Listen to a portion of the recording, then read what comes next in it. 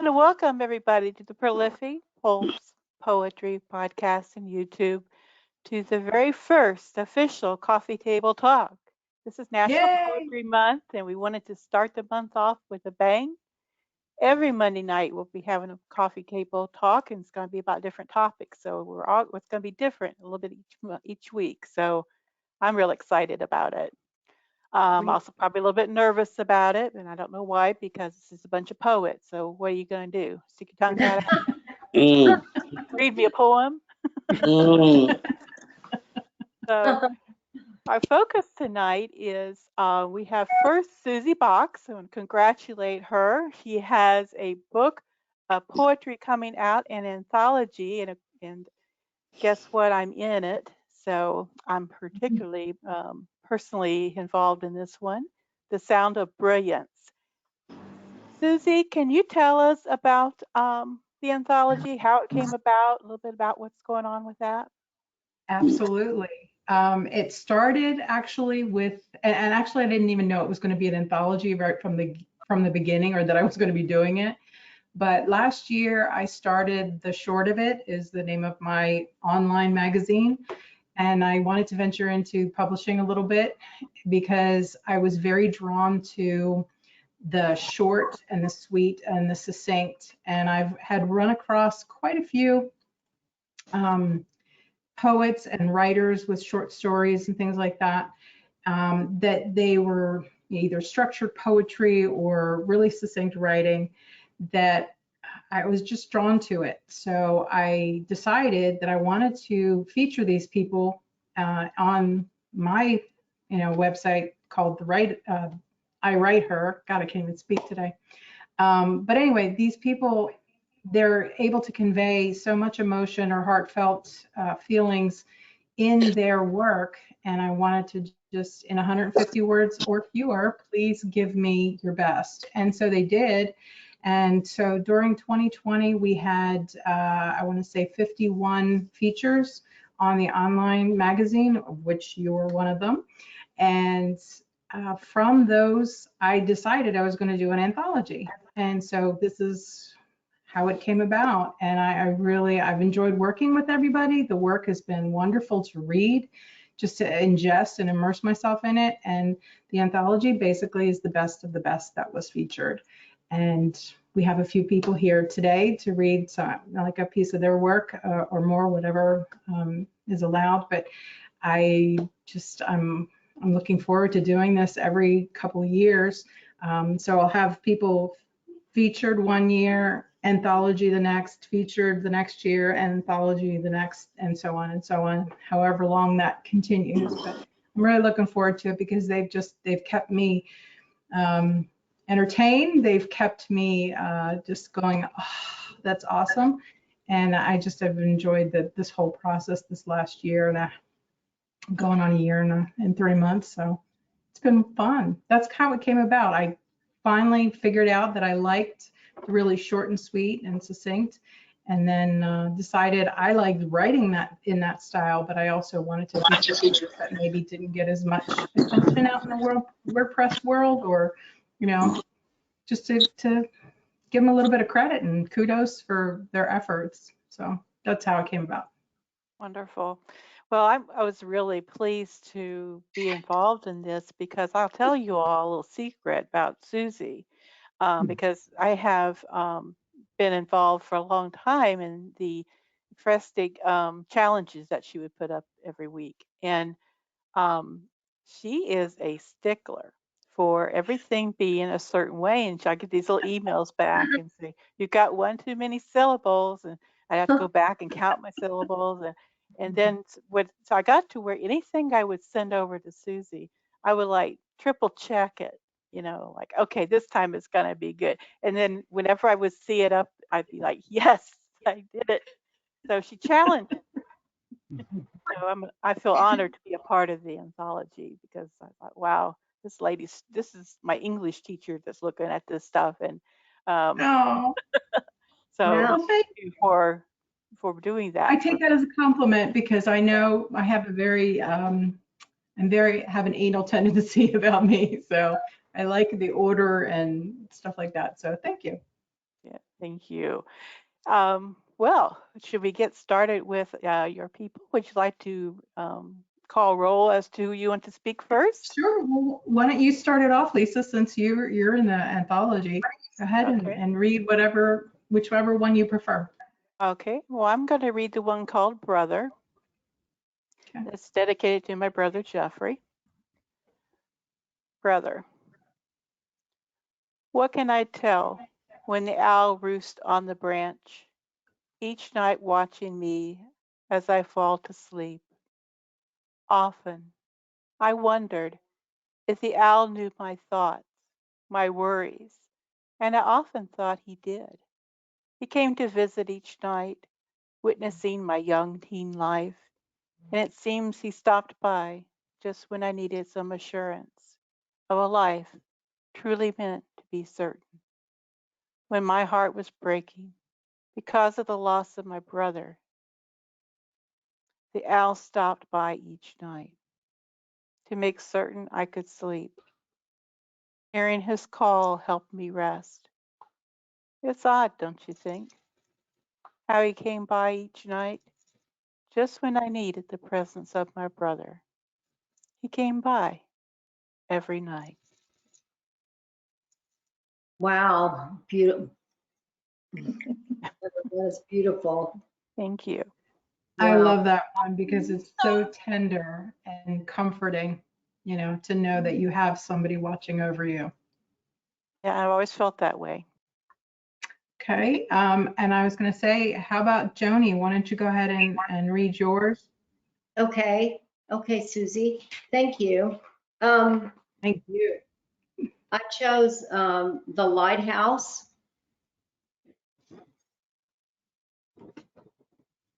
The Lighthouse. Your song plays and tiptoes inside my loving head, erasing any static in the air with your pleasing voice. Your sound stills my watch's long blue arms, stopping time. 4 months have gone since you left on a fishing boat. Now only the brooding sea life is here to cry tears for me. Darling, in the lighthouse, I still wait for your return as waves crash and melt upon the rocks and icicles hang. A white bird dies as he hits the thick wall of lighthouse glass. I plant red water lilies in our tub and hum your song. Inside the warmth of the water, with your voice within my heart, waiting until I become a purple lily in this garden where I shall grow. My eyes will be still, but you will join me and you will know we are your song, my love, and in this lighthouse, it was always so. That's my Okay. thank you. Thank you. That was beautiful. Thank you very much. Maricela, you want to read yours next? Okay, I will. Thank you very much for everyone for inviting me, and I'm new to this.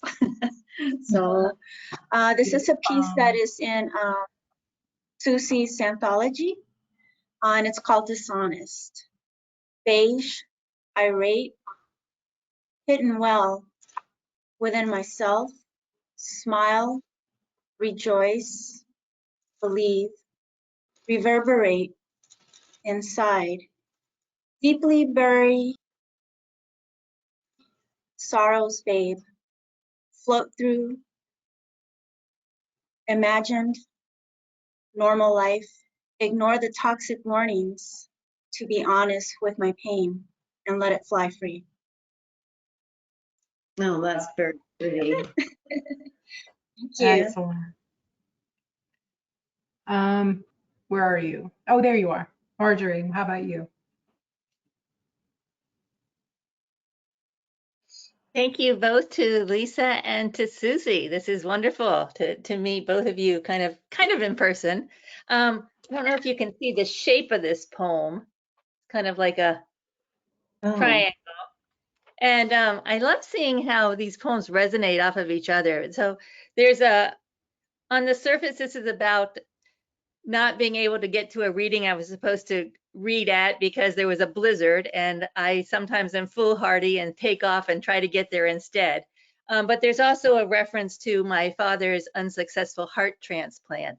And my father got his heart during the blizzard of '93. There was a man who died in a car accident, and I had come back to Pennsylvania. My parents were in Ohio, and I came back to miss the blizzard, but I couldn't get back because of this terrible blizzard.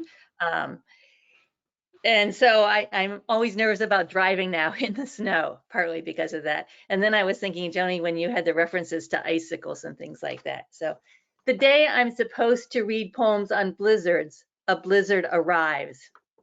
And it whirls me up into white, pages twirling out and away. Cold the stranger in the front row I owe an ode to, when all I have are ballads on blizzards.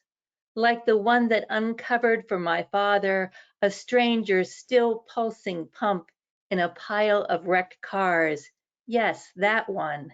Plus other assorted disasters of the heart. And will which piled up these weather-stricken days, did I confess to sleet, give me the survivor's desire to not careen down the blank highway, past ditches and near misses, to read to an audience of no one, everyone else with a backbone of sense, sensibility, hunkering down as I did, after all, here by my electric fire, typing ice. Thank you. Thank you. And just to let everybody know, the book, as I said to the poets earlier, before you got here, we hope to have it, I hope to have it finished and ready for publication sometime this month. I'm guessing in the next 2 or 3 weeks, waiting on one more person to give me his approval, and then I'm ready to go. So I'm really looking forward to this. I hope that it's received well. And I know that the people who have participated in it, just everybody has been darling to work with. You guys are all awesome writers and poets, and I just thank you for the experience, because it's really been a pleasure to work with everybody, and just to read all your work is great. So thank you, thank you, thank you for that. Thank you. Well, thank you, Susie, and thank you all for reading. Is anyone else going to read from the anthology? No, unfortunately, it looks like the last person that I thought that was going to attend was going to be here, so no. Okay. Well, I really enjoyed hearing the poetry. I can't wait till the anthology comes out. I'm looking forward to it. So I'm sure you'll be shooting an email as soon as it happens. I'll be As hitting the soon as Amazon. yes, as soon as I get it out there, I'll be, Lisa, everybody, guess what? Yeah, we'll get it around, get the word out. Yep, Okay, let's get the great. excitement going. Oh, Well, I awesome. have a surprise. You didn't know this, y'all, that we're coming. I have a drawing tonight. If you will put your email into the chat, if you don't want to enter, you don't need to put your email into chat. I probably know most everybody's email anyway in here, but you have to put it in there if you want to enter. And I'm not going to do anything. I'm not going to spam you or anything like that. But you're going to get whoever's name I draw, then we'll get the prize of a copy of the Heartbeat anthology that just came out. So I'm expecting my shipment to come any day that I can send out to my authors for the Awesome. anthology. So there'll be a freebie coming out there too if I draw your That's my name. friend Joni right now. Hello. Joni, can you hear me?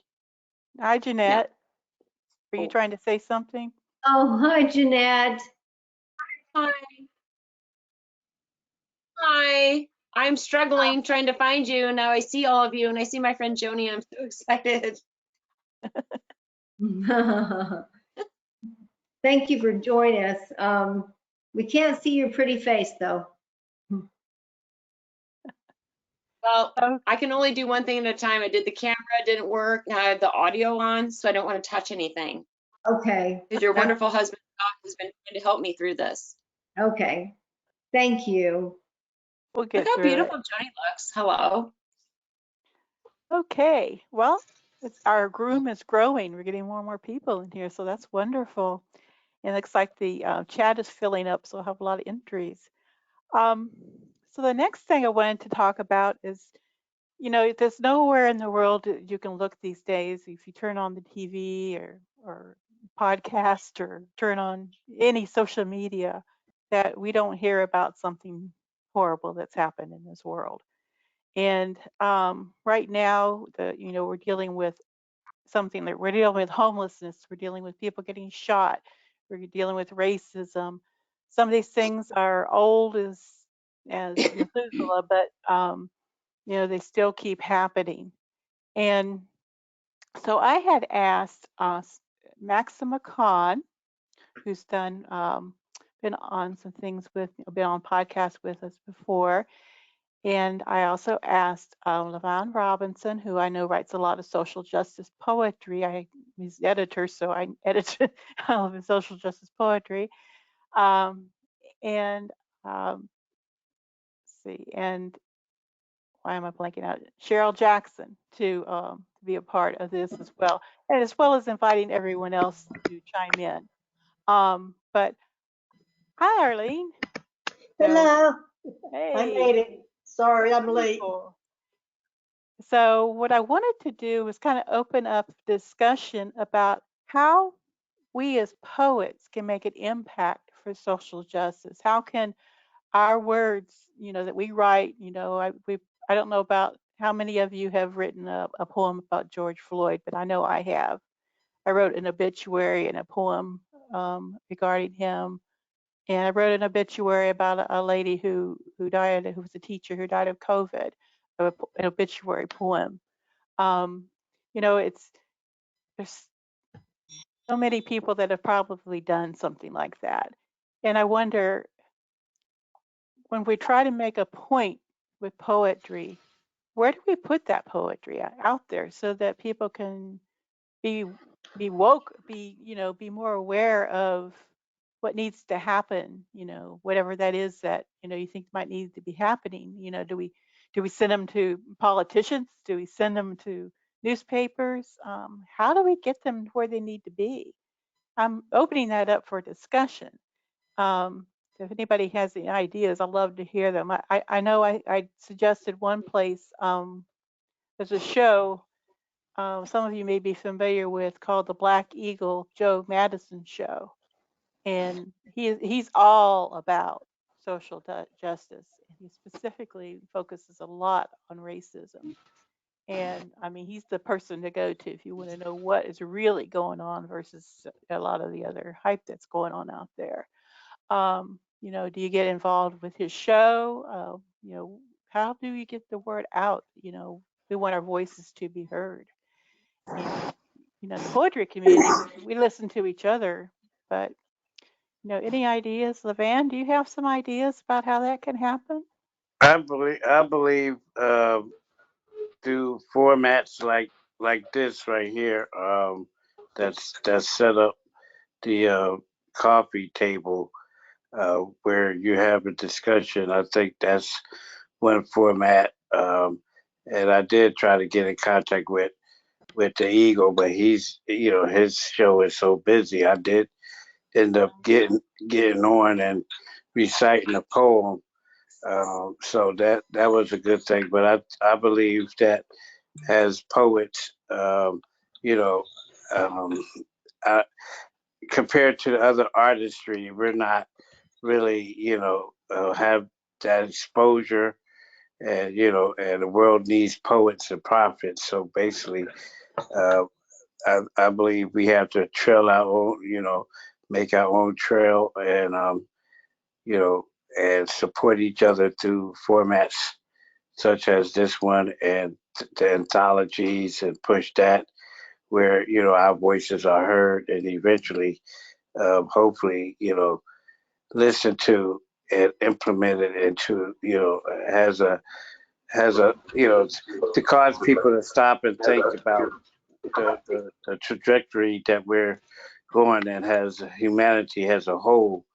It's not just about, race. It's about, when hatred is perpetrated against one race, I believe that all humanity suffers at the end. And, whether we realize it or not, at the end, the end result is it's going to be the thing that takes us or breaks us. So I believe that formats like this and anthologies like Susie and yours and whoever else has a word can make a great impact in changing the narrative of what's going on. Okay, thank you. Anybody else? I was going to mention, like, Indie Blue Publishing does a lot of those social justice types. I think that's a good, like LaVan mentioned, in anthologies, to get our words out to people about specific themes that touch on issues. Definitely get your work to them and get in them so that, it can be heard and can be read.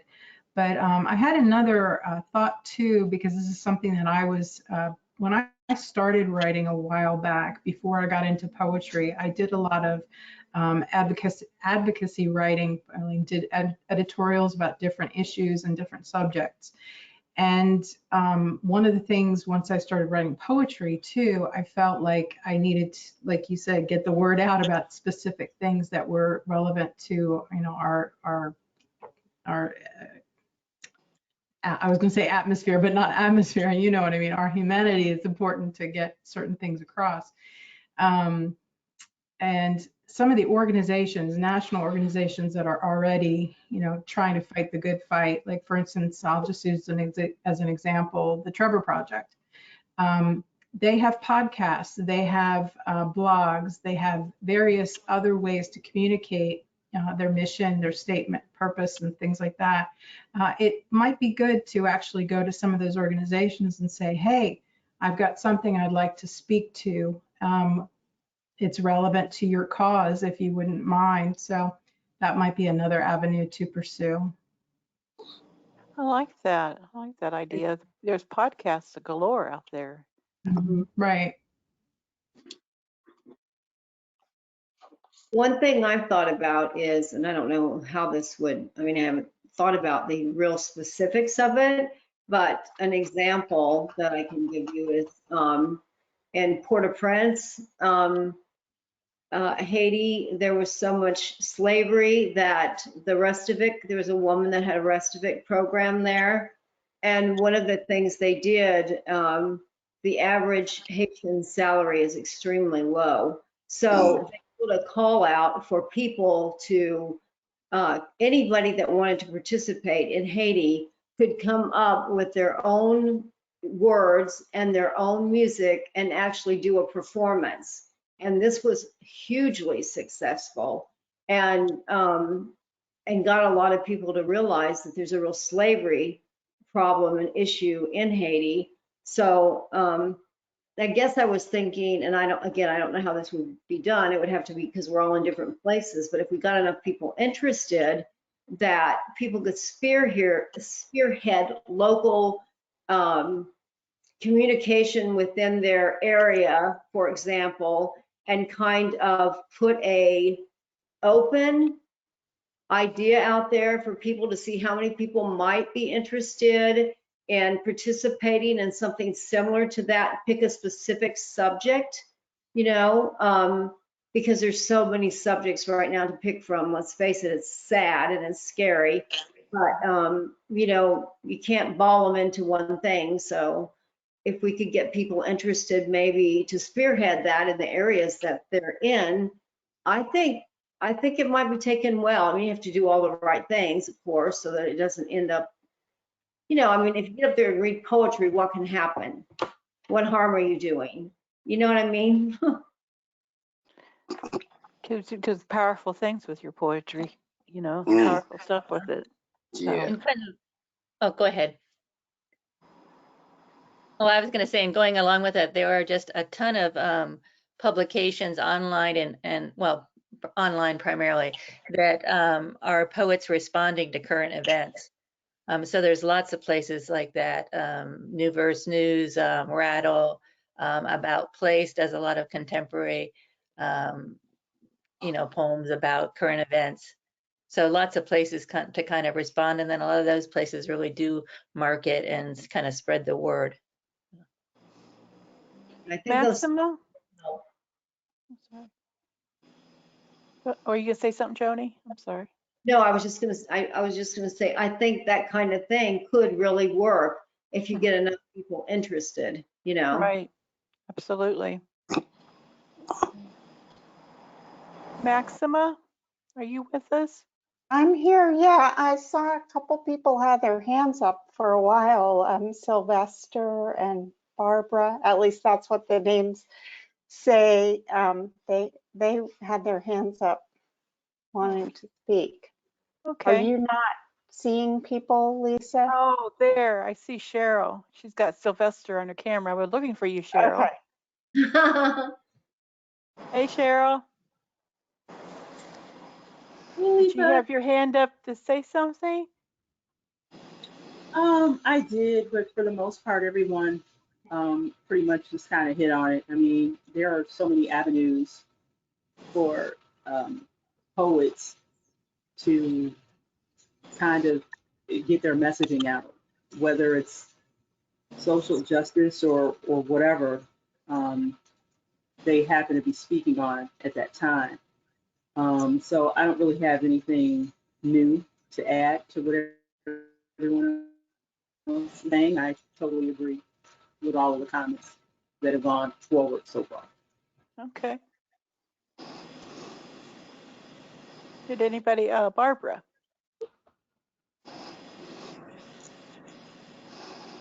Can't hear you. Can't hear you. I know it's hard for me too. Yeah, I can't hear you, Barbara. I had to toggle around with your audio.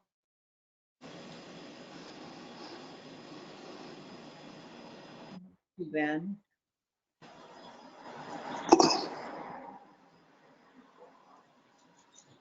Okay. Did who has some poetry to share about social justice? I did talk to LaVan and Chyrel and Maxima about sharing some poetry. Marjorie has something. Who would like to start? LaVan fell off the chair. Oh dear. Uh-oh. Did he fall asleep? I have a couple. They're Okay. real short ones. Let's jump on in, Susan. Okay. The first one, it's not so much a, actually both of them are not really a specific issue, but just the whole idea of justice to me has always, I've been very, my entire life, I've just been very conscious of justice and serving the needs of others and making sure that the vulnerable are taken care of. So these two pieces really center around the whole idea of what justice should be. The first one is called Justice, and it is, hold on just a second. May the principle of law guide a moral outcome so that the horrors of injustice being formally acknowledged tip the scales in favor of retribution. May the protagonist receive the deserved punishment, and may history not repeat itself. I like that. And then the second one. What? Okay, the second one is called My Utopia. In my dreams, I see humankind with no discrimination, treating all living with care and concern, displaying no violence, living reasonably and logically, promoting peace. In my dreams is sadly the only place where I can find all these qualities consistently. That's beautiful. Thank you. Right. I have a couple. One called The American Dream. Uh, Unfortunately, many lives are being lost to the pandemic daily. Politicians play out their agenda that turns out to be very, very costly. In the middle, the citizens or court has no solutions to defeating this invisible adversary, or visible or even sought. These are billionaires serving in public office, and that means for the working poor, putting nails in their coffin. For basic necessities, people are vying and sensibly dying. Families are displaced, and the children, because of their very empty stomachs, constantly crying. The same leaders in government are obligated and supposed to help relieve the unnecessary suffering and pain. They won't unless it's something for their cause to monetary gain. Therefore, many are left out in the pouring rain without hope to fend off the guilt and endless shame of not being able for their families to provide a safe and stable life for what it deems a part of the piece of the great American dream. Wow. Very good. Yeah, wonderful. I see where Barbara says that she has a poetry podcast, Poetry, the Memoir of the Soul, on Podbean. It's milosmom.podbean.com, and she can do some podcasts featuring your poems on social justice. Just email her the poems at meelosmom@gmail.com. It's in the chat. Oh, okay. The whole show on Susi Bocks. You might check that out. Okay, thanks, Barbara. I have a comment Yes. real quickly. LaVan, I love your piece. It just hit me like a ton of bricks. I've been doing social work for, I don't know, 28, 30 years. My emphasis is on crisis intervention for adolescents and high schoolers, all the way up to the age about 22. I've always worked in the city of Los Angeles, the metro area. I was born in Los Angeles. I grew up in Los Angeles. I did my graduate work in San Francisco. I worked at the Haight-Ashbury Free Medical Clinic way back when it was still there. So I learned a lot about social services. I wasn't quite sure what I wanted to do. I still not am sure. I haven't grown up in that aspect.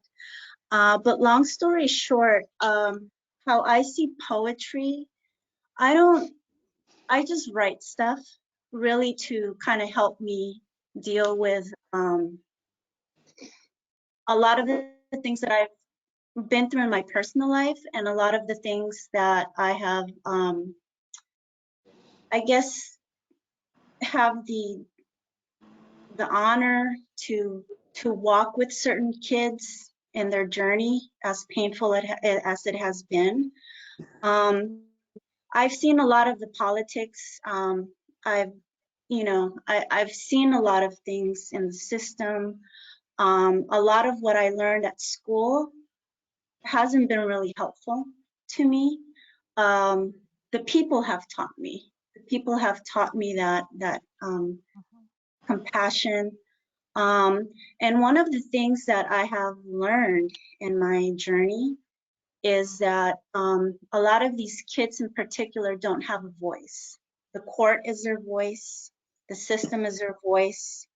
Their parents don't have a voice. The addiction is the voice. So when I go into their lives for however long it is, sometimes it's just a few days, sometimes a few hours, I try to give them that voice. So when I write something, it could be a little bit about what I heard. It's a lot about what I've seen and how I process it. And one of the things that I try to when it's time for me to walk away from that family or that child, is that I really want to give them a genuine takeaway that they have a voice, they have a mind. Don't let anyone take that away from you. Don't let anyone define who you are by whatever parameters are in our local ballot at the time. You are who you are. You are worthy. You're a human being. And I'm a huge proponent of education for kids. So once all of this makes it to my blog every so often, that's kind of like how I utilize poetry, but it's really for a selfish reason, to kind of help me figure out what I've seen out in the streets, and to give some of my characters that voice. I write a lot about the homeless, in particular homeless veterans, and a lot about foster kids who have aged out of the system and are homeless. So that's It sounds my like you live contribution. in social justice with what you That's do. my contribution. Yeah. That's what I know. I can't change the system, and what it is, but I can give someone some hope, even when I'm not feeling it in my own heart. I try to that's what I try to give everyone, that dignity, that voice, give them that hope, like you can do it. Don't let anyone define who you are. Yeah, so that's what poetry. Bravo. Yeah. Good job. Yeah. Thank you. Thank you. Thank you for your service, Lisa. Thank you. Yes. Nice meeting you, LaVan. Thank you. You're welcome. Thank you for sharing. Well, on Cheryl, that did you have note, something? I'm sorry. I thought Cheryl had something to say. Did you raise your hand? I was going to say just this to the conversation. I wasn't going to read anything, but That's okay. I did want to say that in my lifetime, and Sylvester, that's my dad. This is his laptop that I'm that I'm joining the meeting on today. But I was going to say, in my lifetime, my parents were part of civil rights. And one of my heroes that was civil rights was James Baldwin. And I don't know if any of you guys here today know anything about him, but one of the statements that he said that I watched my parents live, and I'm sort of the product of that. They said, James Baldwin said, to be socially conscious or to be politically conscious is to almost be in a state of rage almost all the time. Because you're watching these atrocities taking place within the justice system. And usually when the atrocities of injustice are taking place, you're watching people suffer.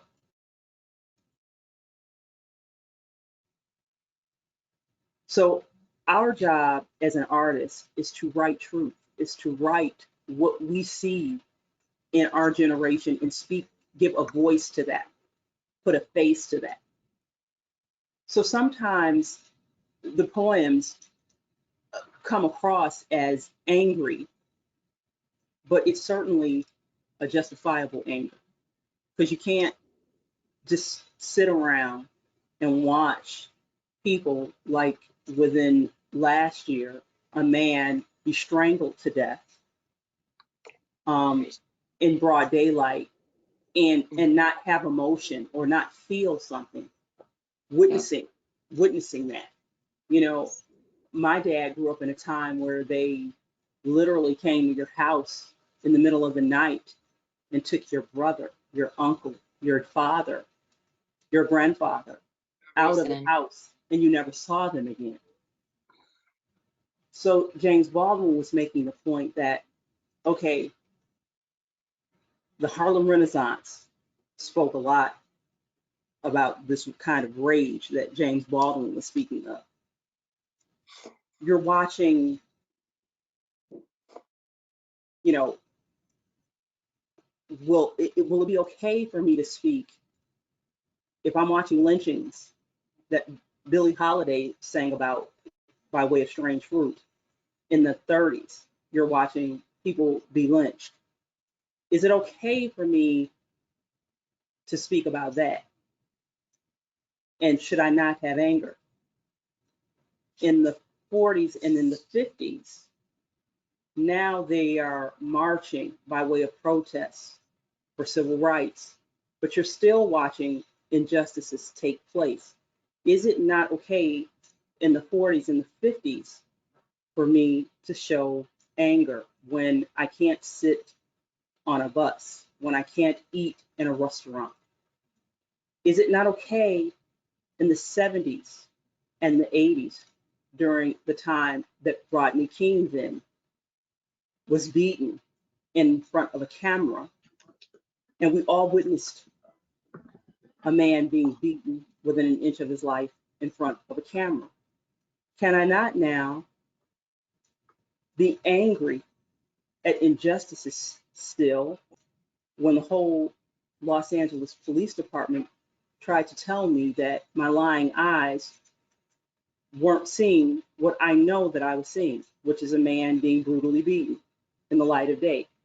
So now we're way past the 80s and the 90s, and now we're in 2020, and we watched George Floyd on a Labor Day weekend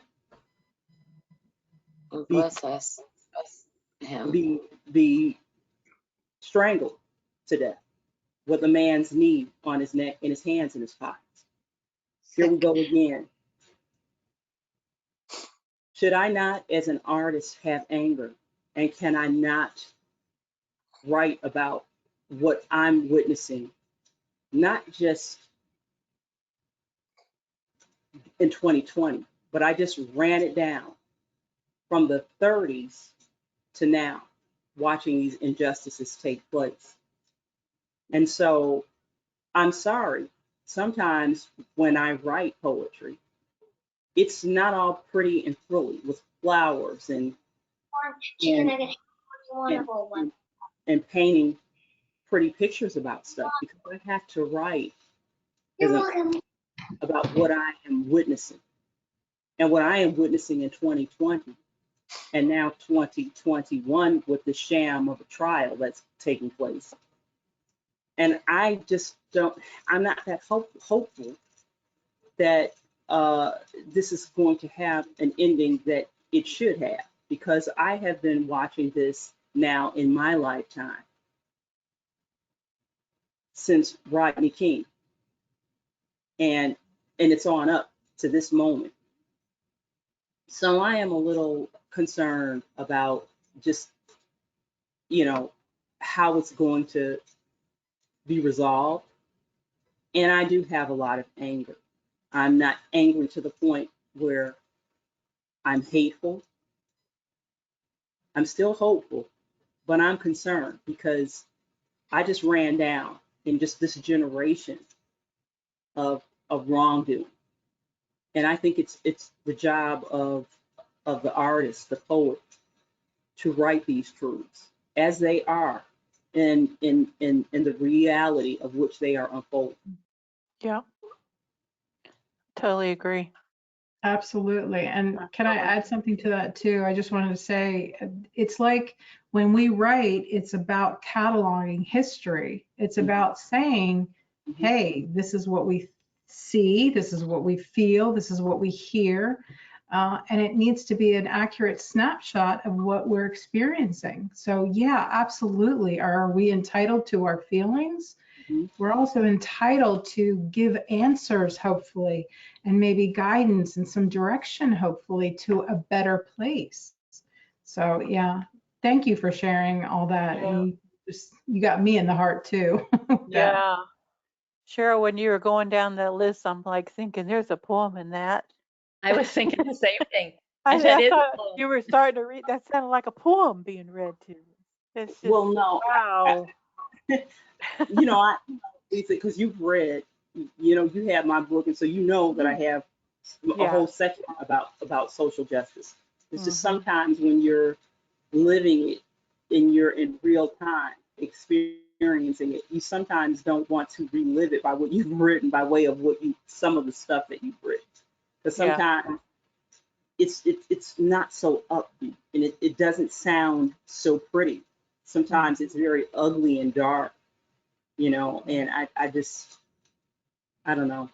I just kind of didn't want to.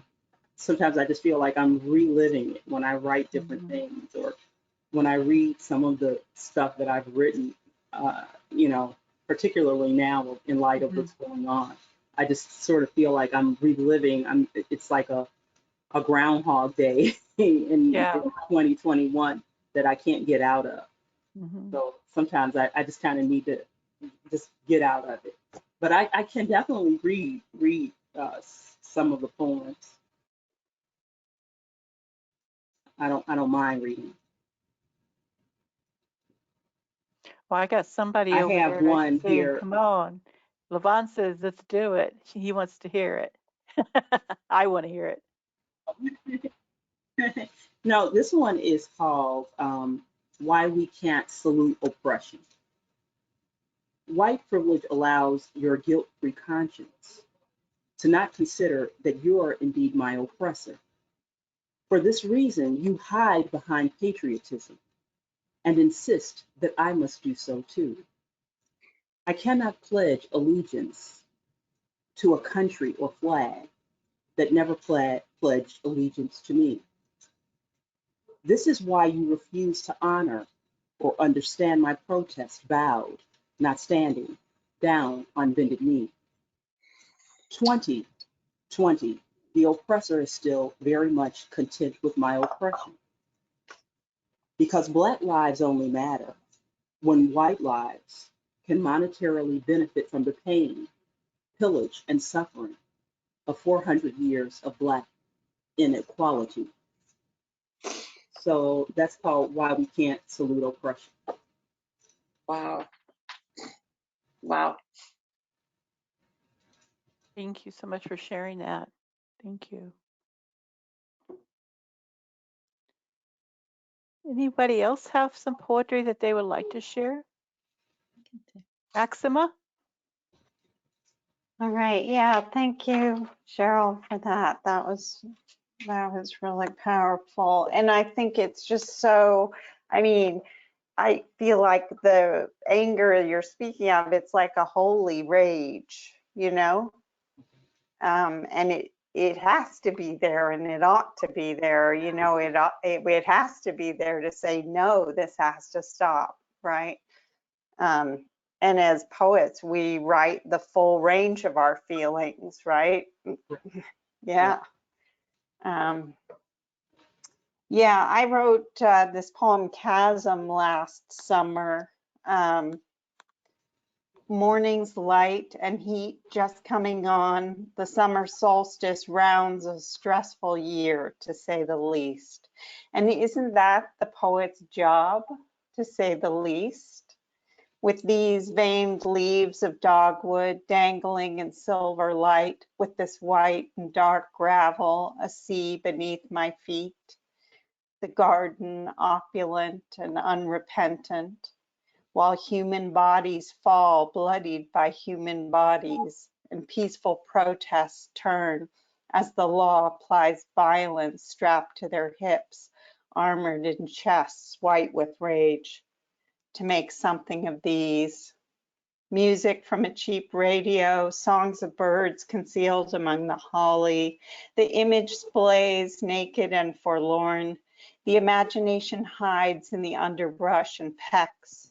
Sunlight lays a hot hand on the back of my neck, inscribes its dazzle inside the curvature of eye and blinds. I'm no closer to salvation than I've ever been. My deepest desire has always been erasure, to disappear inside of things beyond the veil. To call their names is not enough. I pry with fingers at the edges, feeling for the breach. I know it opens. I know it glitters. Neither metaphor nor negation of the beauty here and now, but source, the root, where I cannot be wrong. A fly explores my thumb. The poet's job is to make of the minutia art, to step outside the self, but I'm submerged. Masked ferns in a thicket of shadow, I can't divine what lies beneath those fronds among the crushed decay and undergrowth. Car horn, bird tweet, both ask to be heard and sung. The arguments with myself lie down in dust as day spends its gold profligate. Wow, that was powerful. Thank you. Yeah. Beautiful. Very powerful. Thank you. I think Marjorie had a poem she was going to read. I do, and I've been working with photographer Karen Elias, and she's taken this heart-shaped stone that has a crack through it, and we have a series coming out from Shante Arts next year, but this one she had this crack shaped this stone on kind of a grate with flowers on it, and she titled it Memorial for George Floyd in black and white. And so this is my response. When I first looked at it, it looked like a fence to me with flowers on it. And I was reminded around the fence around the White House. And then I thought maybe it was a bridge, a grated bridge. And it turned out it was her patio table. But that's how I was interpreting it. So this is Memorial for George Floyd in black and white, spring 2020.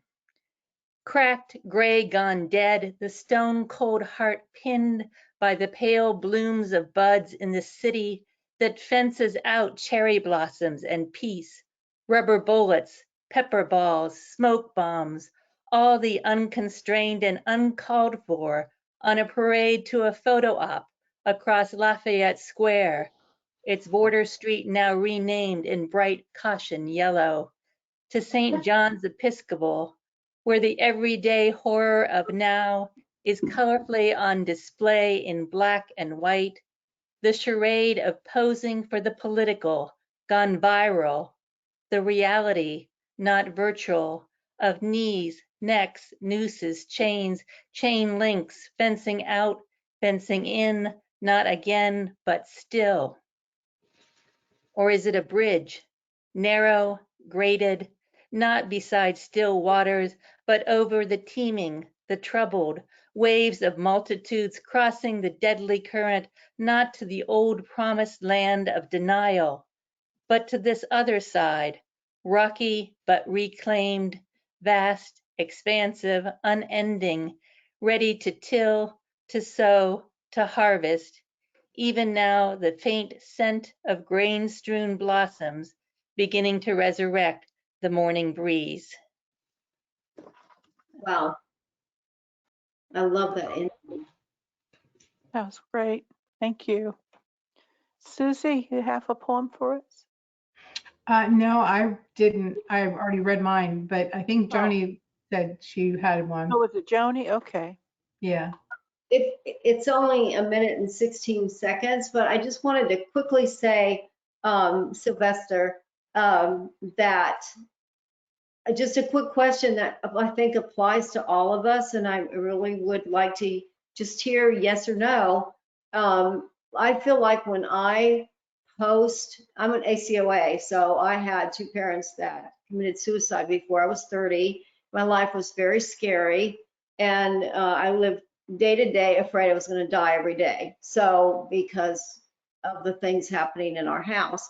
And I feel like when I blog about devastating things that aren't happy, that aren't smiley and about love, or, that are difficult things to deal with, because children growing up in an environment that is abusive sexually, emotionally, et cetera, I'm wondering if everybody gets the sense that when your stuff that you put out there is not that feel-good stuff, like what you're addressing. I feel like that's not received, and I love all of my readers, but I feel like it's hard for people to read and I feel like they don't know whether they should like it or not like it. They don't know what to do. Does anybody else get that feeling when they do that?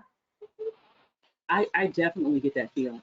You And it okay? holds me a great deal, honestly, because I'm always fighting a battle within myself. Do I dare say this? Do I dare word it this way? It will be received this way.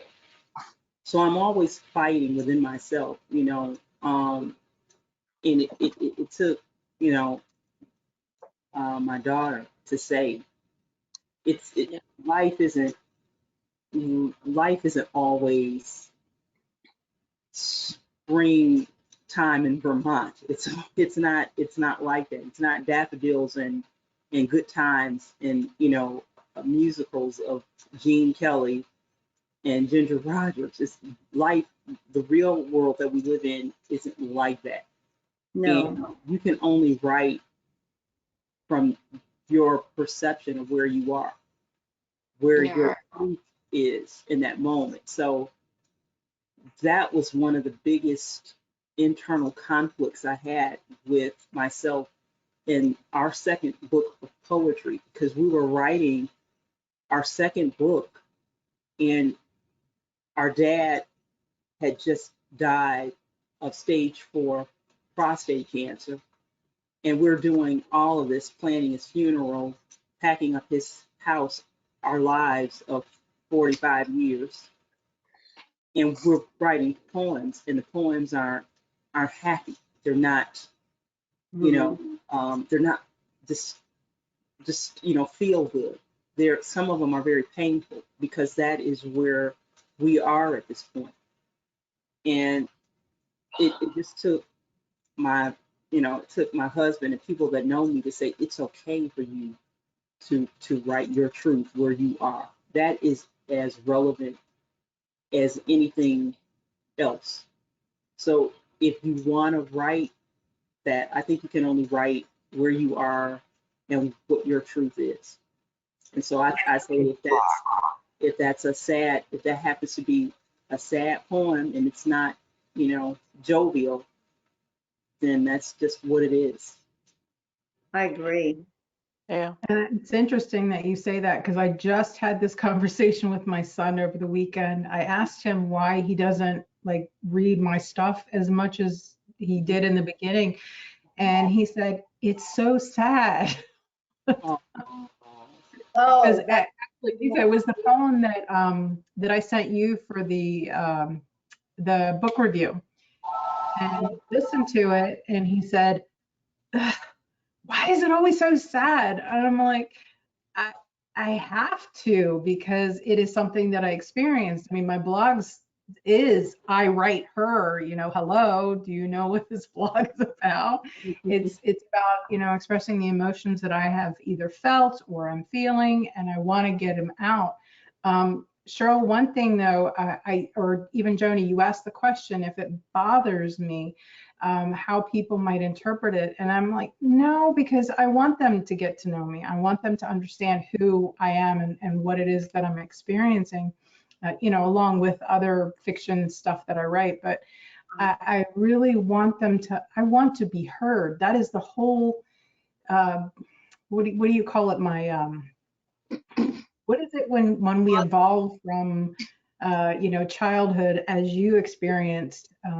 I didn't have a great childhood either. It was pretty dysfunctional, but both my parents are dead now, and I feel like this whole weight has been lifted where I can feel like I can fully be myself now.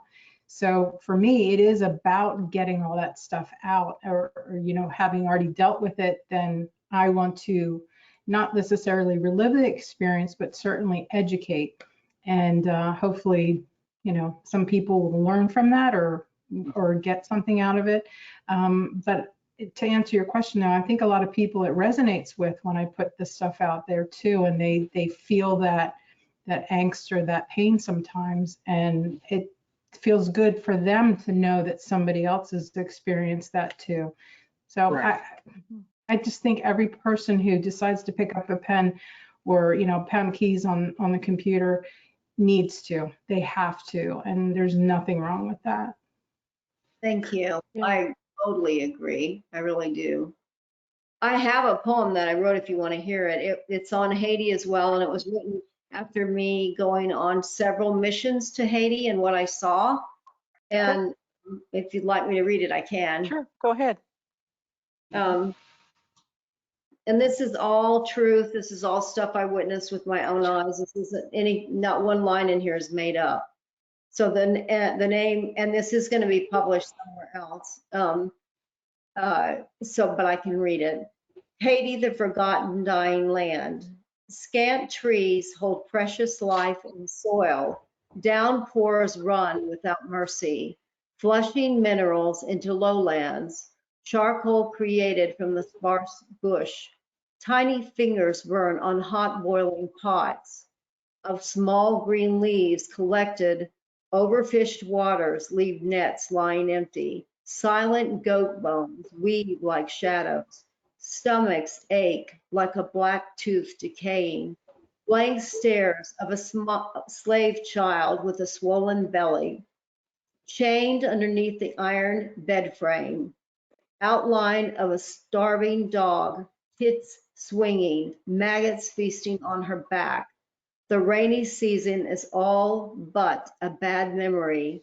Rats no longer come to scuttle. They too seek refuge from the thunderous flooding. Like lids on bottles, they lay on sleeping children in mud huts who don't dream. Sunset, sunrise, the disparity of years, like a train on tracks that will never end. Still dark. Families start their long walk to the clinic now with hope, pursuing treatment for prickling shingles, eyes like darkened windows from infections, and worms that come in through their bare feet, leeching weak lives, sores, rashes, and unknown diseases. From bathing in filthy brackish water, fetching pain, darkness approaches as many are now turned away. Nurses spent, yet we are voyeurs on vacation, strolling along to our comfy structure. Yet I am thankful for the dark, stars filling the silent skies like tiny reminders of the lost, as deforestation shows its fangs, thinking of how to stop thinking while fearing the cause is lost. Memories of this mission etched in brain cells, guilty of the taste of fried plantains, lingering from our breakfast. Never have I seen such strength, courage, and beauty in human spirits. Grateful for the clean cot, I collapse, air conditioning cooling red skin from the day's heat. Lights finally out, and I'm thankful the mindless chatter has stopped. Red tears float my cot through luxury's access into the trivial cooling of baked land, where blue tears of hope shine now in the light of the full moon as her eyes see and hear the cries of this country. My sorrow sheds my stirring heart. How do I leave? How can they stay? Doubting I will ever rest again, I weep, hopeful petals as I pray. It's a sad place to visit, and nothing's been done there. Wow. So I went there on a mercy mission, and that was probably the most enlightening,